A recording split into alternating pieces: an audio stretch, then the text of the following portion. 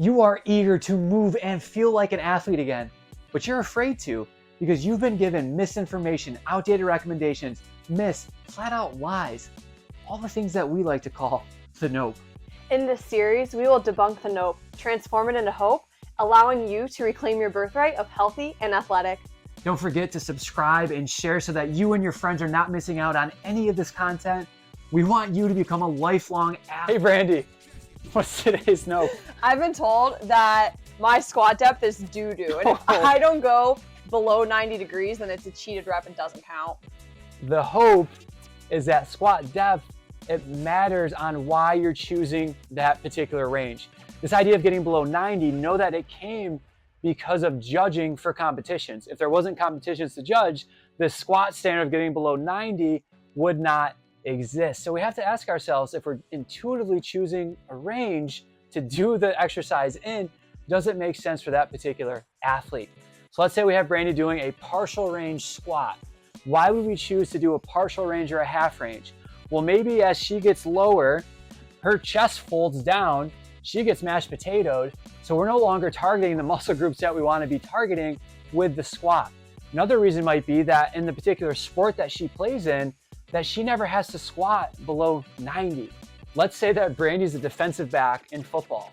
What position is she going to be in most of the time? Is she going to be lining up like this? Like, yeah, I'm going to guard you, I got you. Or is she going to be in this position here? So when we're choosing these ranges, we have to ask, what's the transfer that we want? Another thing, when athletes go to make a cut, yes, you want to get low, but we don't want you to get all the way to the ground. So if we want more sport-specific transfer, we may keep you up in higher ranges. So Brandy, let's go wide stance. Show us the squat of just getting over to one side, loading that side, and then coming over to the other side. Again, just to expose that when you go to make a cut, this is the position you're going to be in. You're not going to be down here making a cut. If you try it, probably not going to work well. The last thing that we need to bring into this conversation is if we're intuitively choosing partial ranges, we need to use accessory work to hit the things that wouldn't be targeted because of that partial range. For a squat, what are we missing when we go half depth or partial range?